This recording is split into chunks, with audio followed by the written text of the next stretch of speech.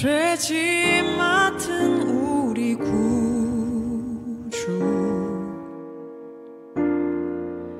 어찌 좋은 친구인지, 시험 걱정 무거운지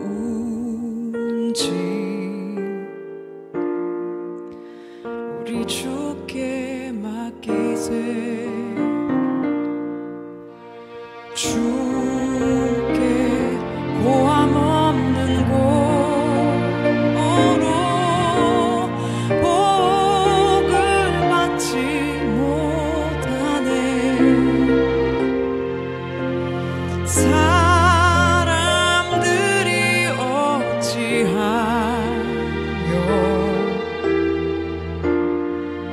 나를 줄을 모를까.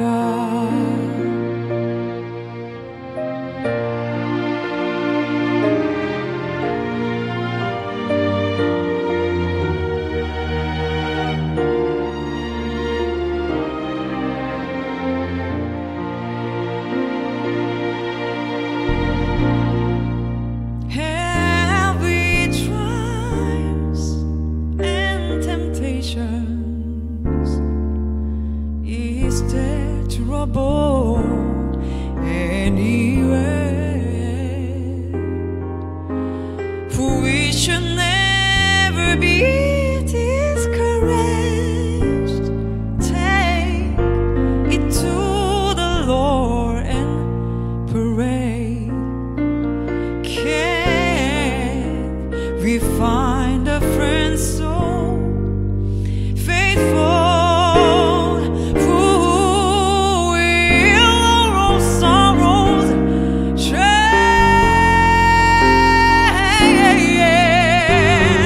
Jesus knows all, every weakness. Oh, take it to the Lord then and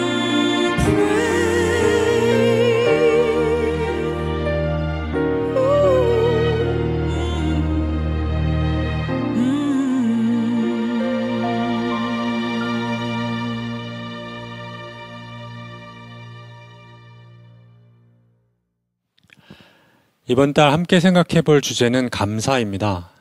요한복음을 우리가 같이 필사하고 있는데 9장 전체를 차지하고 있는 실로암 사건을 보면서 또 그 말씀을 써가면서 감사의 이유와 그 대상에 대해서 생각해 볼 수 있게 되었습니다. 요한복음 9장 25절에 나는 그분이 죄인인지 아닌지 모릅니다. 다만 한 가지 내가 아는 것은 내가 눈이 멀었다가 지금은 보게 되었다는 것입니다. 이 한마디에 우리의 감사의 이유와 또 감사의 대상을 생각해 볼 수 있게 되었습니다. 제가 몇 주 전에 산책을 하다가 이런 생각을 하게 된 적이 있어요. 마스크 없이 걸을 수 있으면 정말 좋겠다라는 그런 생각이었습니다. 그런데 중요한 사실을 하나 깨달았는데, 그건 제가 이전에 마스크 없이 마음대로 길을 돌아다닐 때에 그것에 대한 감사의 삶을 살지는 못했다라는 것입니다. 그래서 감사가 꼭 모든 것이 다 잘 되고, 모든 문제들이 다 해결되고, 모든 고통의 문제들이 다 해결되었을 때만 할 수 있는 것은 아니겠구나 라는 그런 생각을 하게 되었어요. 때로는 고통도, 때로는 슬픔도, 때로는 아픔도 잠재적으로 우리에게 감사의 이유를 가져다 줄 수 있는 소중한 계기가 되지 않을까라는 그런 생각을 하게 되었습니다. 제가 읽었던 한 책에서 태국의 승려가 쓴 글인데 이런 이야기가 있더라고요. 집을 만들면서 자기네들이 거주할 거주지를 만들면서 벽돌을 쌓기 시작했대요. 수백 개의 벽돌을 쌓는데 그 중에 2개가 삐져나왔다고 해야 되나? 수직이 맞지 않았다고 해야 되나? 하여튼 그렇게 해서 돌출됐다라고 해요. 근데 이 사람의 눈에는 그 잘못된 2가지가 늘 마음에 걸렸던 겁니다. 그런데 어느 날 다른 사람을 통해서 중요한 사실 하나를 깨닫게 되었는데, 그것은 뭐냐면 그 두 개를 제외한 나머지가 모두 제대로 잘 되었다라는 사실입니다. 그게 얼마나 귀하고 그게 얼마나 감사한 일인지를 그 승려도 미처 알지 못했다라는 고백을 한 책을 읽게 되었는데, 그리고 나서 제 삶을 돌아보게 되었어요.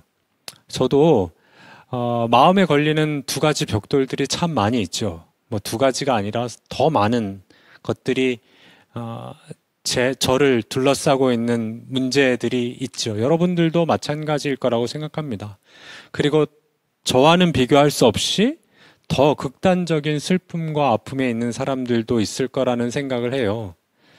그러나 그때 우리가 그럼에도 불구하고 감사한다라는 것 이전에 그것을 제외하고 감사할 수 있는 것이 있나를 찾아보는 훈련, 그런 삶의 습관, 신앙의 삶, 이런 것들이 필요하지 않나라는 생각을 하게 되었어요.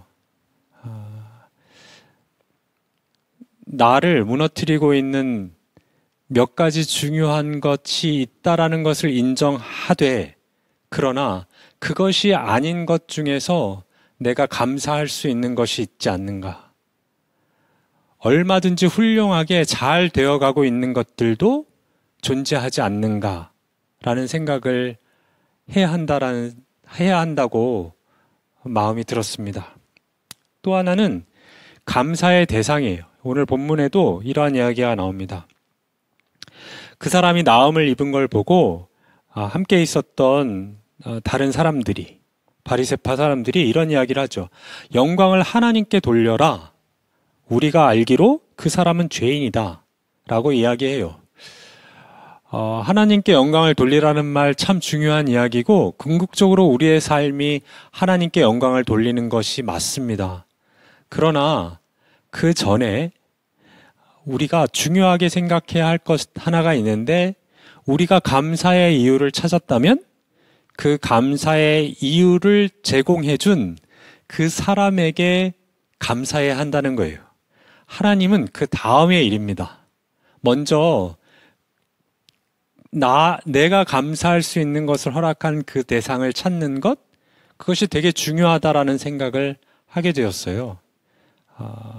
그 사람에게 온전히 우리가 감사의 마음을 표하거나 혹은 그 마음을 먹거나 할 때에 그게 하나님께 영광을 돌리는 일이지, 나에게 은혜를 끼치고 나에게 사랑을 베푼 사람을 제쳐두고 하나님께 영광만 돌린다라고 이야기하는 것은 지극히 모순된 거고 지극히 비신앙적이고, 그것이 우리의 온전한 신앙의 삶과 맞지 않습니다. 마치 바리새파 사람들이 이야기하는 것과 같아요. 그러나 나음을 입은 실로암의 그 나음을 입은 사람은 지금 이렇게 얘기하고 있는 거죠. 나는 그분이 죄인인지 아닌지 모릅니다. 다만 한 가지 내가 아는 것은 내가 눈이 멀었다가 지금 보게 되었다는 것입니다. 누구에게 영광을 돌리고 있냐면, 지금 이 사람은 복잡한 신앙의 관계, 궁극적으로 영광을 돌려야 할 하나님까지 생각하지 못하고 있음에도 불구하고 지금 자기를 고쳐주신 그 예수님을 생각하고 있고, 그분이 자신을 보지 못했던 나를 보게 만들었다라고 이야기하고 있는 거죠.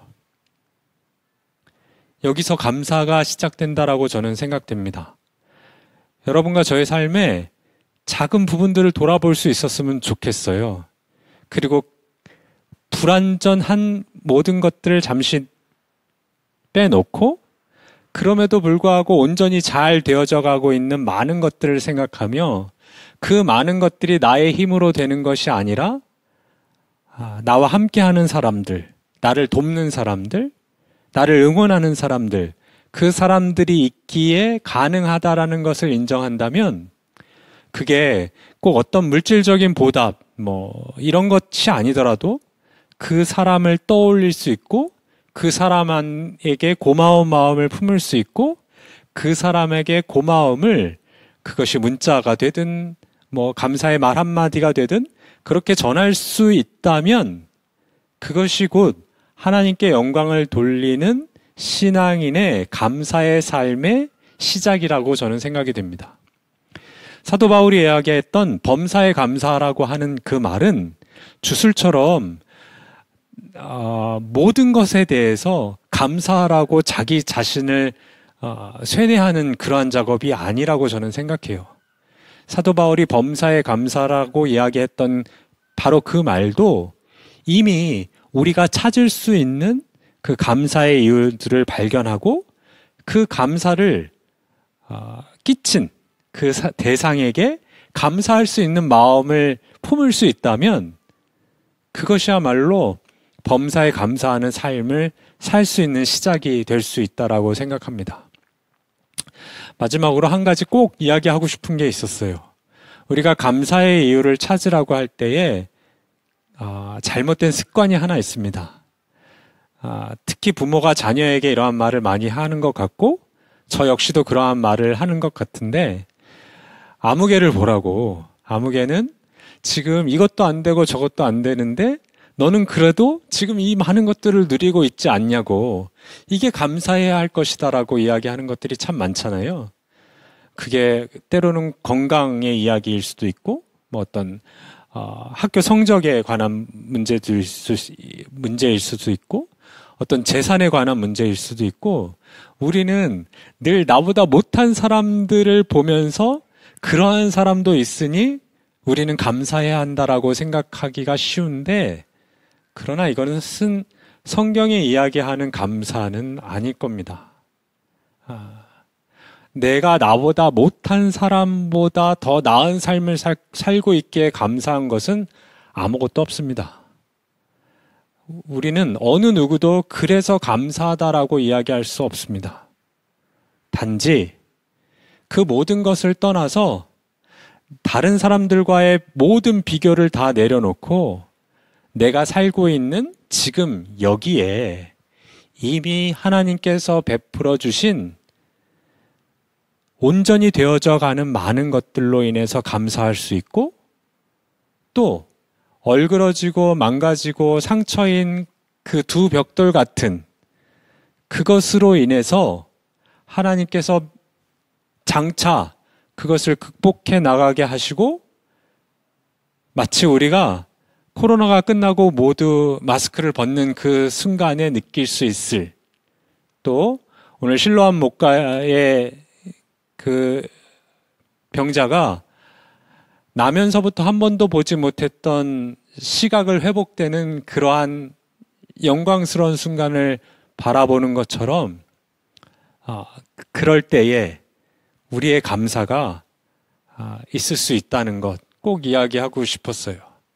누구와도 비교하지 않는 그러나 하나님께서 각 사람 한 사람을 온전히 사랑하심으로 그 사람에게 그 인생의 과정에서 주시는 숨겨진 감사, 드러나져 있는 감사 이 모든 것들을 발견하면서 하루하루를 살아갈 수 있으면 좋겠다 생각을 하게 되었습니다. 함께 기도하겠습니다. 사랑의 하나님 아버지, 나는 그분이 죄인인지 아닌지 모릅니다. 다만 내가 아는 한 가지는 내가 눈이 멀었다가 지금은 보게 되었다는 것입니다. 실로암 목가의 이 사람처럼 우리 모두가 이러한 고백을 하면서 살아갈 수 있도록 도와주십시오. 여러 가지 나를 둘러싼 상황들이 때로는 우리를 좌절시키고 낙심하게 하지만 그 낙심의 실체에서 잠시 나와서 이미 하나님께서 많이 부어주신 놀랍도록 부어주신 은혜를 발견하게 도와주시고 그 은혜를 베풀어 준 우리의 가족과 이웃과 친구들을 떠올릴 수 있도록 도와주십시오. 그리고 우리도 언젠가 하나님이 허락하시는 그때에 우리의 고난을 뚫고 나와 바로 그 순간에 이 사람처럼, 이 신앙인처럼 고백할 수 있도록 주님께서 인도해 주시기를 간절히 바라고 원합니다. 하나님, 지금은 코로나 때문에 함께 대면하여 예배할 수 없지만 다시 모이는 그날 우리가 말씀과 성찬을 나누면서 더욱더 큰 기쁨으로 주님께 감사하며 영광의 예배를 드릴 수 있도록 인도해 주시고 그날이 속히 올 수 있도록 주님께서 은혜를 베풀어 주시옵소서. 감사드리며 예수님 이름으로 기도합니다. 아멘.